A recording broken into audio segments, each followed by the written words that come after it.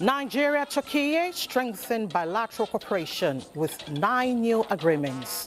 State House correspondent Musbau Danwahab joins us live with updates. Discuss how we could defeat element of destabilization, banditry. We will work together to achieve that. President Tinubu seeks increase of appeal and federal high court justices as NAS resumes 2026 plenary. The bill provides for the conduct of proceedings of the Court of Appeal through electronic and audio-visual means. Plus, 2026 National Teachers Summit rewards educators, targets classrooms of innovation and learning. Teachers are the quiet architects of great nations. Hello and thanks for joining us on the news on NTA, Africa's largest network. I'm Elizabeth Omori. Ajola Komiakere is in Lagos. Benny Adams, our busy businessman, has business matters. Benny? Well, the good news is more money for government spending, more money for infrastructure development, as well as more money for budget implementation as the Awodi oil well comes live. That is the thinking of experts. We'll get to listen to it. That's good to know. And Bade Adeleye is ever ready with sports. Bade. Well, Elizabeth, 10-time African champions, the Super Falcons of Nigeria are getting set to participate in the Four-Nation WAFU tournament ahead of their planned successful defense of their WAFCON title. Thank you, gentlemen. Do endeavor to follow this newscast live on our website, nt.ng/live, and other social handles displayed on the screen. Now the news. Nigeria and Turkey have signed 9 new agreements to strengthen bilateral cooperations between the two countries. This was the climax of President Bola Tinubu's state visit to the Republic of Turkey. State House correspondent Musbau Danwahab joins us now for account of the visit today. Musbau, let's hear from you.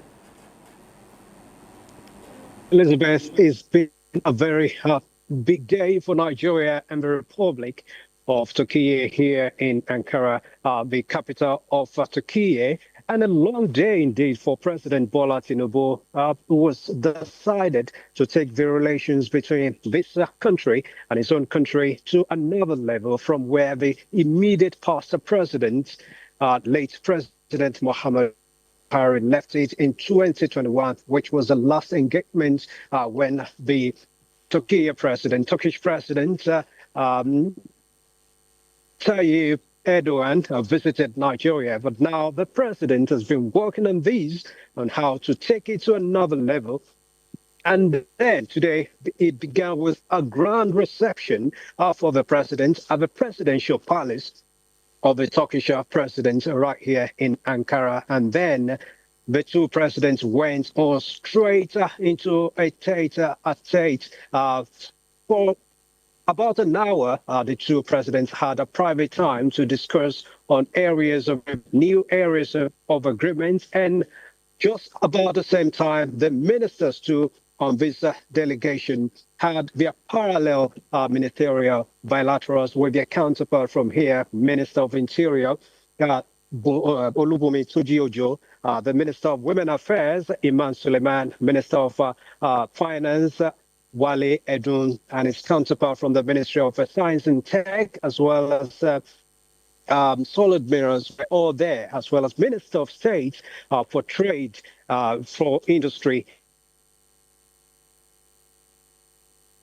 So, between the ministers from Nigeria and then their counterparts in Turkey here. And right after that was the big presidential bilaterals where President Bola Tinubu and his members of his delegation met with the host president, President Erdogan, with full complement of his cabinet members meeting the team of President Tinubu. And after that was a big stage where the agreements were signed between the two countries. 9 agreements. It's a big one for Nigeria and Turkey, and this included defense cooperation, cooperation on women development, as well as science and tech, among others. There's also an agreement on media cooperation between Nigeria and the Republic of Turkey. The two presidents showed love and respect for each other, and they said they are ready to improve these relations between them. And the main target is to take the trade volume between the two countries to $5 billion as soon as possible, which they say they are getting to work as soon as possible. Let's take a listen to them making commitments to their peoples. Discuss how we could defeat element of destabilization, banditry, and horror. We will work together to achieve that. Take it to the bank. You can bet on me that I will be there with you for democracy, freedom, and terrorist organizations emerging, particularly in Africa's Sahel region, unfortunately pose a threat to the peace of the entire continent. We stand by the friendly people of Nigeria in their fight against terrorism under the leadership of President Tinubu. In fact, today, we addressed opportunities for closer cooperation in the fields of military training and intelligence. We stated that we are ready to share our country's significant experience in the fight against terrorism. This meeting gave both countries an opportunity to strengthen, to deepen their bilateral connections, to strengthen various other sectors of cooperation, particularly in defense, in intelligence, sharing in counterterrorism measures. Turkey is committed to Nigeria's fight against terror.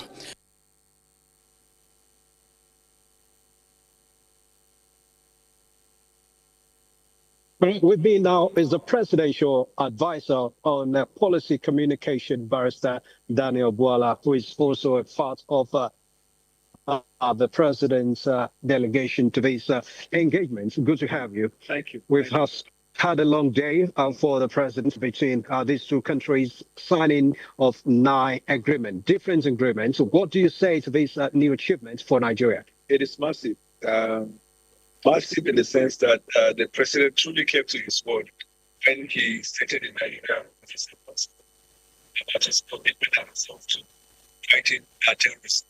He said he was willing to partner with all countries who share the same values with us, democratic ideas and values, in the joint fight against this terrorism. Now, Turkey is important because the country of Turkey has become a player in the here in Europe, both in defense and in the manufacturing of arms and ammunition, in intelligence sharing too, and they have done quite creditably well against terrorism. And so they bring that to board. And we bring our own part again in the way that we have provided information to them for the years in dealing with terrorism and forms of people. You can see that from the voice of the president when he was addressing about dealing with these elements, not one piece. But it is not just about defense and cooperation and intelligence. It's also about creating economic opportunities for our people. Because the president asked the question in the course of his speech, and he said, how do we create opportunities for our people? How do we bring the people out of their misery?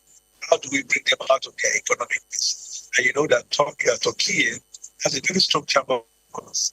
Their business investment in Nigeria is quite massive. It is over $500 million. They have lots of investment in Nigeria. See to deepen, on that, and then see how we can broaden our collaboration to create that economic opportunity for our people. Nigerians are here, right now, and they have their investment. So this is what the president is committed to doing. And this state visit has afforded the opportunity. And we're going to have that harvest in a very bountiful way. Another thing that the president emphasized is not just to come and have a state visit, some bilateral agreement, but and not follow up on local. The government of Turkey has demonstrated and expressed willingness to kick start immediately. And that is what we are in for about. We are seeing a number of ministers again in various Thank you fields. so much. This is the most we can take from you. I'm sure you've had a very long day over there. Thank you so much. All right. Very much for your time. Thank you. And back home, Vice President Kashim Shettima launched the vision of the leadership in Plateau State for aligning its policies and programs with the priorities of the federal government. The Vice President stated this in Jos at the official reception of Governor Caleb Mutfwang into the All Progressives Congress. Priscilla Grunan reports.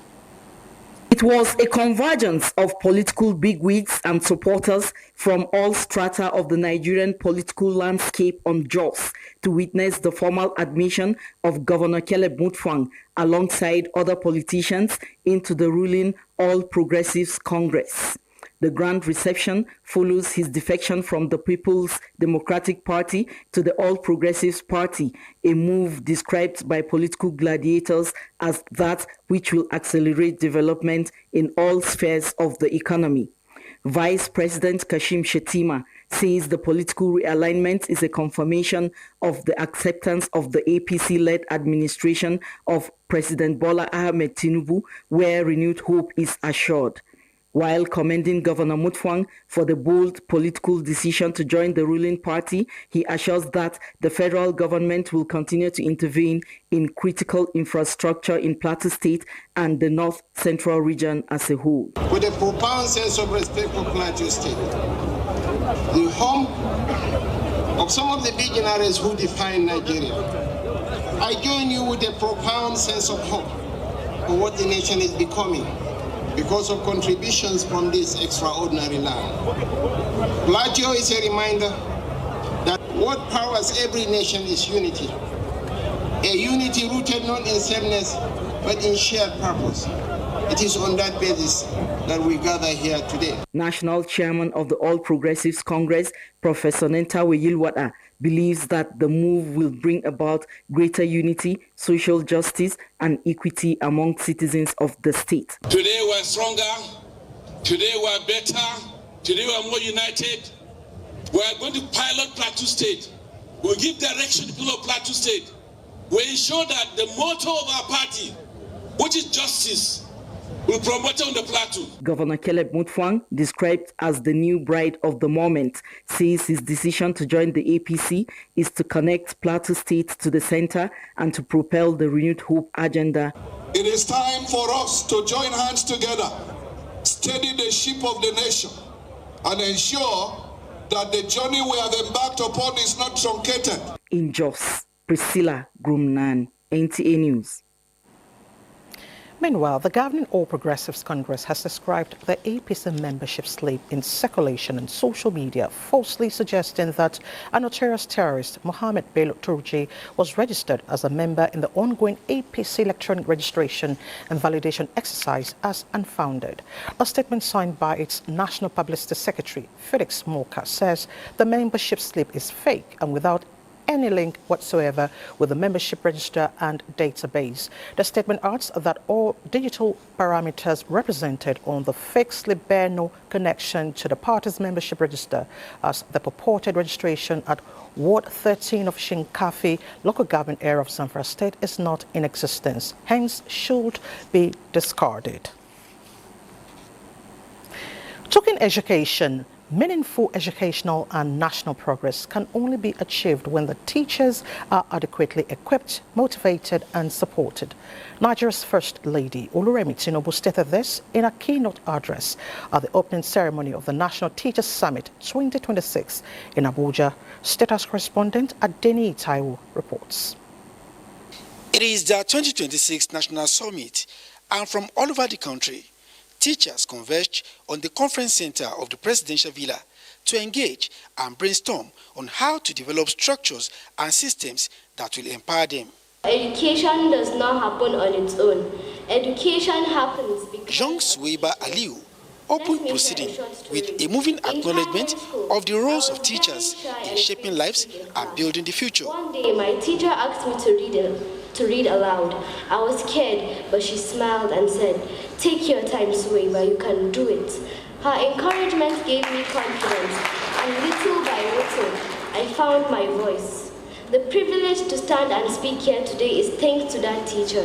As an educationist and lifelong teacher, Nigeria's First Lady Oluremi Tinubu joins the summit, well aware of the demands of teaching and the enduring impact of teachers in shaping societies. She brought all this to bear in her keynote address, where she acknowledged their role in national development as captured by the renewed hope agenda of the Bola Tinubu administration. The theme of this summit, Empowering Teachers, Strengthening the System, a national agenda for education transformation and sustainability, is very timely and relevant in addressing the challenges within our education system and charting a clear path forward. Teachers are the quiet architects of great nations, shaping young minds, instilling values, and nurturing hope.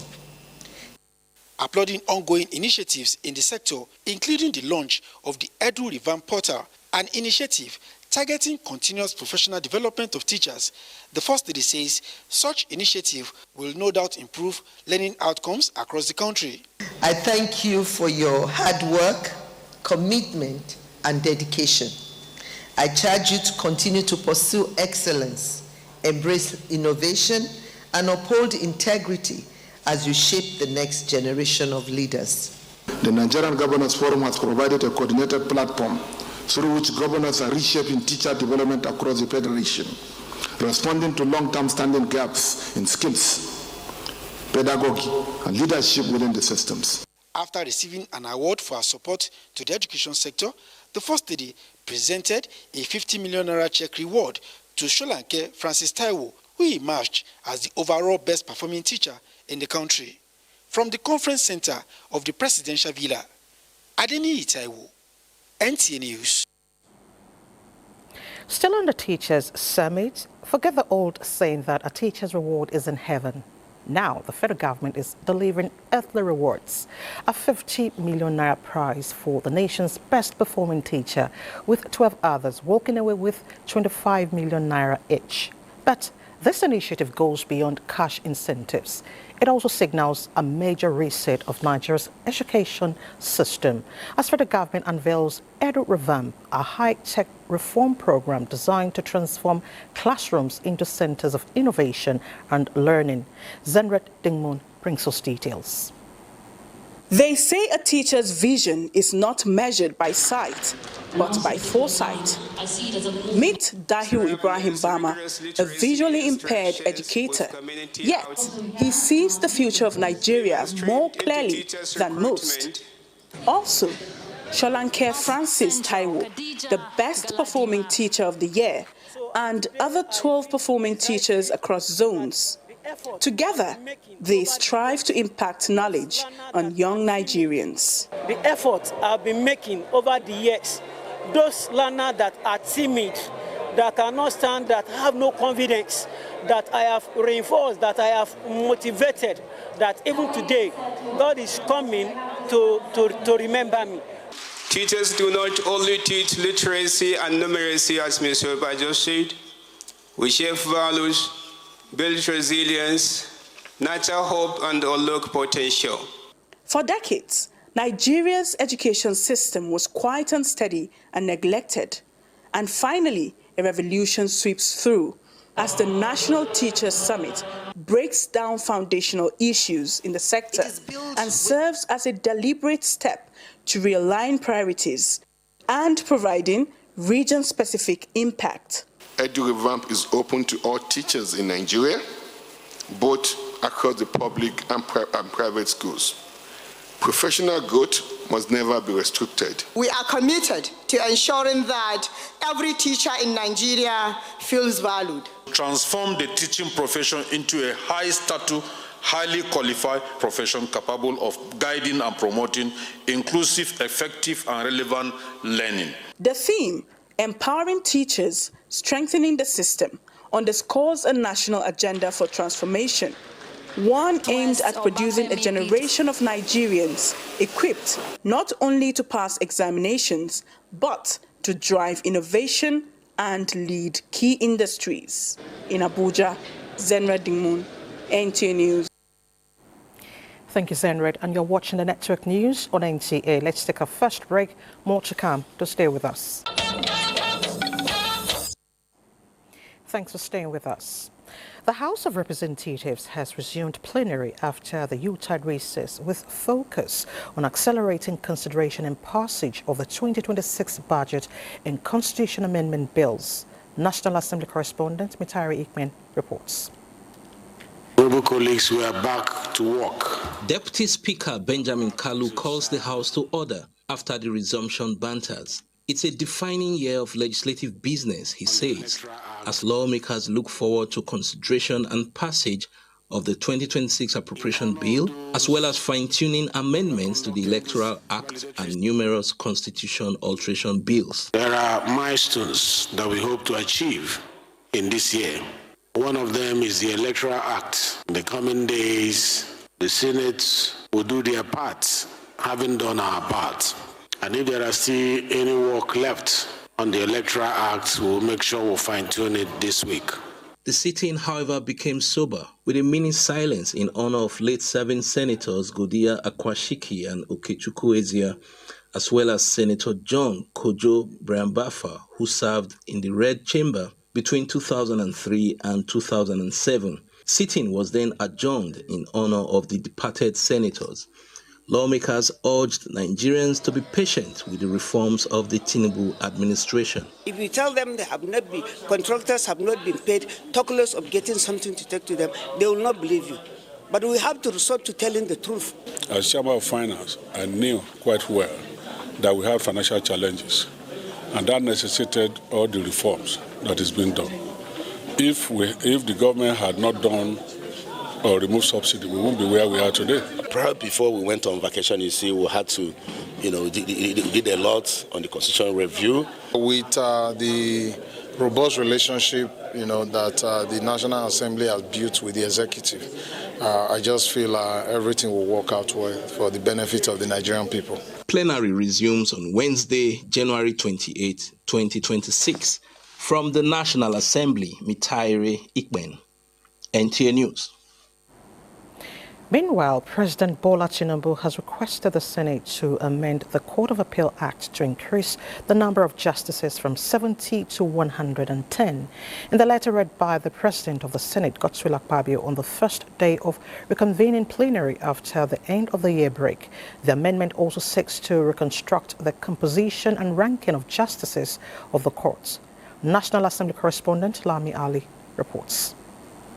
The lawmakers appear upbeat after about 5 weeks of recess as they exchange pleasantries. Some of them are meeting for the first time in the new year 2026. As they settled into the business of the day, President of the Senate, Godswill Akpabio, read out 4 requests from President Tinubu for consideration, starting with the bill seeking amendment to the Act establishing the Court of Appeal.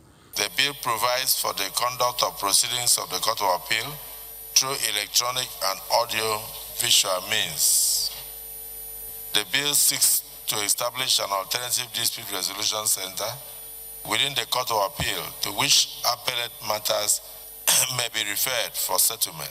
The President also asked Senate to amend the Federal High Court Act to increase the number of justices from 70 to 90.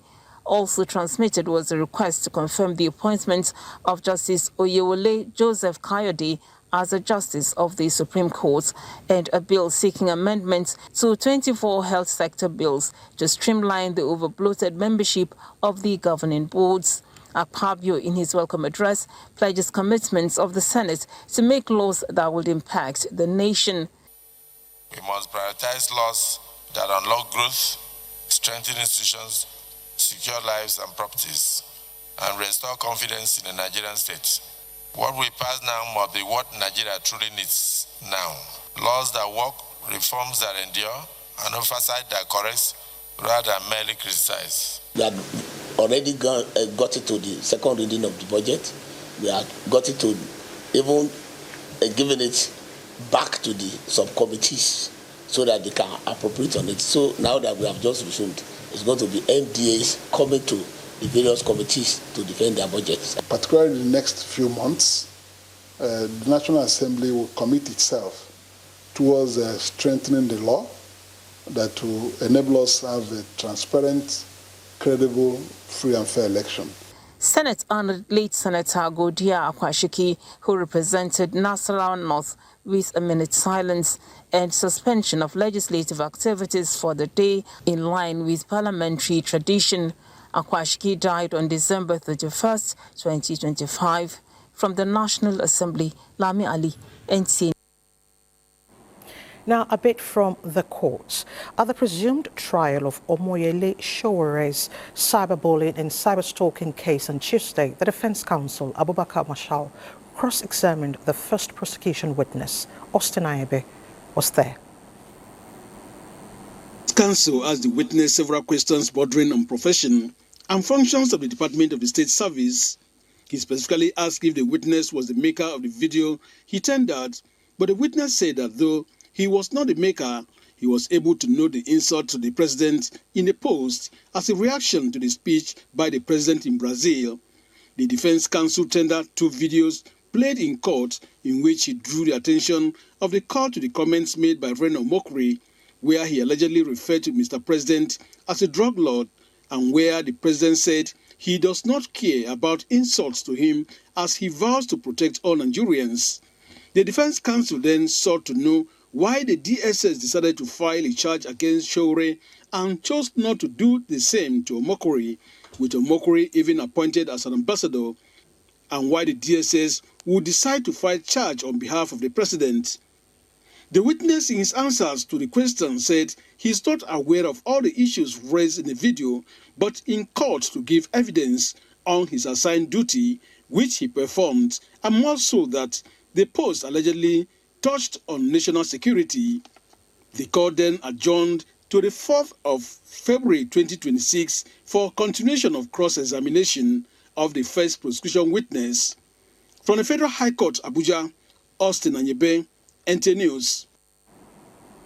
Meanwhile, the National Industrial Court of Nigeria sitting in Abuja has ordered all FCT workers under the Joint Union Action Committee to suspend their ongoing strike. Justice Emmanuel Janjuma gave the order in a ruling in an interlocutory application filed by the Minister of the Federal Capital Territory, Nelson Wike, and the FCT administration. The claimants had dragged the chairman of the Joint Union Action Committee and its secretary before the court, but Justice Danjuma held that the defendants' right to embark on industrial action was not absolute. The court adjourned the matter to March 23, 2026 for the hearing of their substantive suits. And the secretariats of the Federal Capital Territory Administration have reopened for official engagements following an injunction granted by the National Industrial Court, compelling workers under the Joint Union Action Committee to suspend their ongoing strike. Onoze Yakubu reports.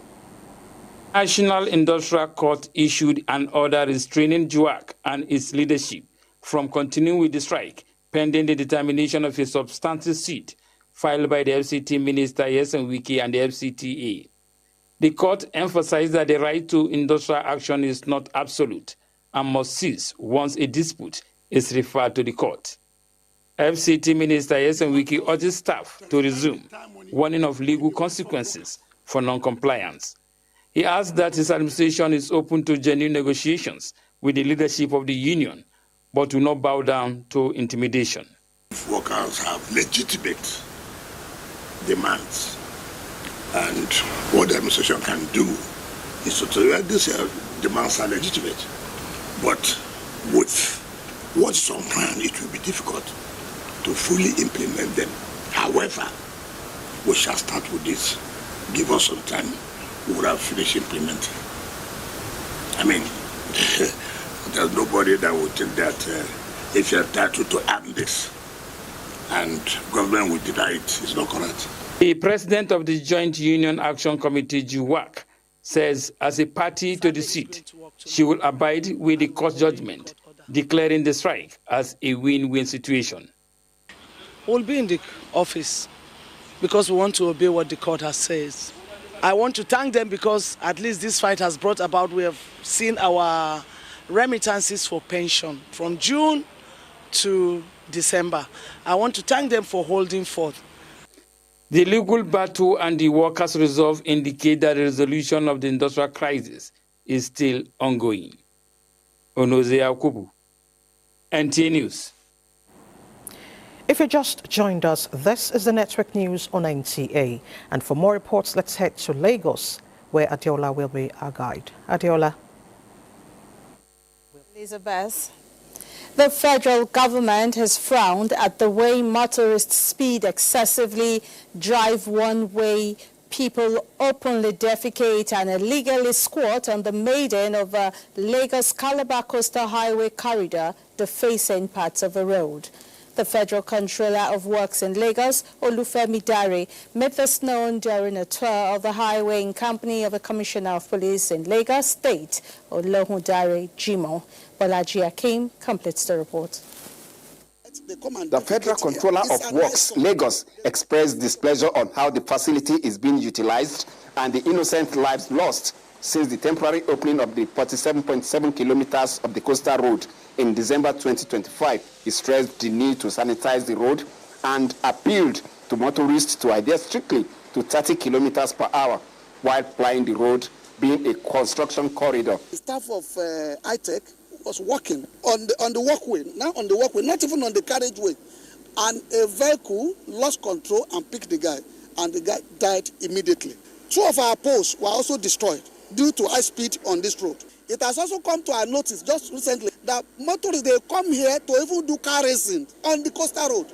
All of this must stop. Lagos State Commissioner of Police Olohun Dare Jimo disclosed that traffic law will be strictly enforced along the corridor, stressing that those who run foul of the law will be promptly prosecuted. We are going to commence the mobile court on this road.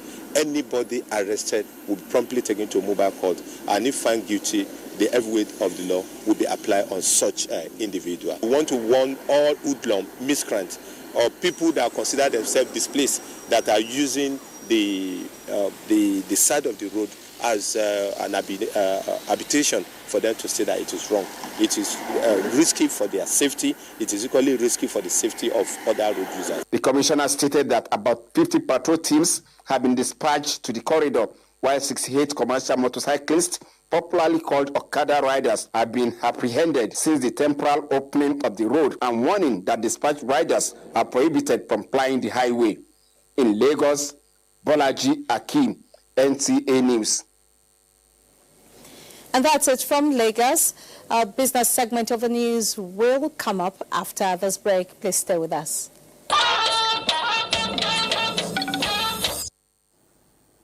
Well, good to have you here at this time. It's time to talk business. Now, Minister of State Finance, Dr. Doris Anita, says the promise of economic prosperity for all Nigerians is fast becoming a reality. And to consolidate on that, the nation's fiscal and monetary authorities say they are rebuilding a more synchronized approach to taming inflation and stabilizing the naira. They believe that bridging the gap between fiscal policy represented by the Ministry of Finance and the NRS, as well as monetary policy represented by the CBN, the drive for enhanced revenue for critical infrastructure and sustainable national development will soon be a reality sooner than expected. Now moving on, coming from increased investment in the nation's oil and gas industry, leading to the unveiling of the Awodi 07 new oil well. Energy experts earlier on Business Express suggest that parts of revenue from such investments should go into the development of infrastructure in the sector. Let's take a listen.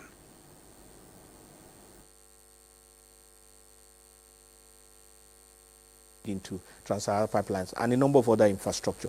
Those infrastructure on themselves are going to serve as anchor for gas-based industries and gas-to-industries, which will include the revival of textile industries in places like Kaduna, the revival of industrial estates in places like Kano, the Bompire Industrial Estate, and the rest. So infrastructure for the industry is the way and the gateway into even development. A look at the markets. At this time, it was a busy Tuesday across the major African hubs, with investors navigating a mix of cooling activity in Lagos and recorded momentum in Tunis. In Nigeria, while the total market value remains a staggering 106.1 trillion naira, the flow was less frantic than yesterday, with trading volume dropping by about 20% and the number of deals fell by 29%. In spite of all that, it was a hard trick for the market, as Union Homes, SEOA, Nigeria and Deep Capital all hitting the top mark with 9.94% gains. In South Africa, the Johannesburg Stock Exchange showed resilience in a global environment where trade talk and tariffs are keeping everyone on their toes. This is as the JSE Top 40 Index closed at 115,619.70 basis points, reflecting a steady market for South Africa's largest blue-chip companies. And in Namibia, the NXC's overall index tracked closely, closing at 2,261.87 basis points. In all, Africa investors seem to be holding a steady line, balancing between domestic stability against a cautious global sentiment. That is it on business at this time. Thank you so much, Benny. The acting governor of Borno State, Umar Usman Kadofur, has signed into law the 2026 appropriation bill with a total budget size of 892.448 billion naira. The assent ceremony took place at the acting governor's office in Maiduguri. Mohamed Goni reports. The 2026 budget was designed to address the state's most pressing needs, with strong emphasis on sectors that directly impact on citizens' welfare, with the document reflecting government's commitment to sustainable development, improved service delivery, and post-insurgency recovery. The governor had initially presented 890.3 billion naira budget proposal to the State Assembly for consideration, with allocation cutting across ministries, departments, and agencies, with priority given to education, healthcare, poverty alleviation and rehabilitation, and reintegration of internally displaced persons. I wish to sincerely appreciate the meticulous, diligent, and sustained effort of the House, especially considering the prevailing economic realities and fiscal pressures. I thank honorable members for their cooperation and steadfast partnership in moving our state forward. After thorough scrutiny, the House approved an increase of about 2.3 billion naira, bringing the total budget to 892.4 billion naira. Speaker of the Borno State House of Assembly, Abdul Karim Lawan, says the additional funds were earmarked mainly for strengthening the healthcare and education sectors, including construction of lecture theatre at the College of Nursing and improved infrastructure at College of Health Technology, Maiduguri. Speaker assured of the legislature's continued cooperation to ensure effective implementation of the budget and delivery of meaningful dividends of democracy in Maiduguri. Mohamed Goni, NTA News. In other news, the Nigerian Armed Forces is committed to developing enhanced working relations between the military and civilians to facilitate trust and tackle insecurity in the country. The Chief of Defense Staff, General Olufemi Oluyede, in his message to the participants of the Human Security and Gender Advisors course, noted that stability cannot be achieved solely through kinetic means, but through inclusive and preventive approaches that address root causes of conflicts. The Force of Nigeria therefore acknowledges that operational effectiveness is closely linked to the trust and confidence of the civilian population, and that human security considerations are central to mission success. We value the continued collaboration, which has contributed significantly to the capacity development within our Armed Forces of Nigeria and other security agencies. Such partnerships remain vital in ensuring that personnel are equipped to operate effectively in today's complex security environment. Training in collaboration with the British Defence Staff is designed to build capacity of participants in the area of human security. Let's take a last break. Stay with us. Let's talk sports on Network News tonight. As Nigeria's senior women's national team, the Super Falcons, will feature in the WAFU B4 Nation tournament as part of their build-up to the 2026 Women's Africa Cup of Nations in Morocco. The Nigeria Football Federation confirmed that the invitational tournament will be held in Abidjan, Cote d'Ivoire from the 27th of February to 7th March 2026. Host Cote d'Ivoire will be joined by Nigeria, Ghana and Senegal in the 4-team competition, offering the Super Falcons an early test against regional rivals as preparations intensify for the Continental Showpiece, which begins on the 17th of March. To club football matters now, Rivers United head coach Finidi George has acknowledged the difficulty of their CAF Champions League match day for a counter against Power Dynamos, describing the Zambian side as a strong and competitive opponent. The Nigerian champions earned a crucial away win in Ndola after a goalless draw on match day 3, a result that kept them firmly in contention in the group. Looking ahead to Friday's return fixture at the Godswill Akpabio International Stadium in Uyo, Finidi stressed that the high level of competition at the group stage and warned that Power Dynamos will still pose a serious threat despite playing away from home. He, however, noted that Rivers United will be aiming to make home advantage count as they push for maximum points to boost their chances of progressing in the tournament. To table tennis now, Nigeria will feature in both the men's and women's events at the 2026 IWTF World Team Table Tennis Championships Finals in London from the 29th of April to 10th of May. The men's team, led by Africa's top-ranked player, Quadri Aruna, has been drawn in a competitive Group 15 alongside Hong Kong, Saudi Arabia and South Africa. In the women's competition, Nigeria will compete in Group 11 under Fatima Bello, facing Australia, Uzbekistan and host Wales.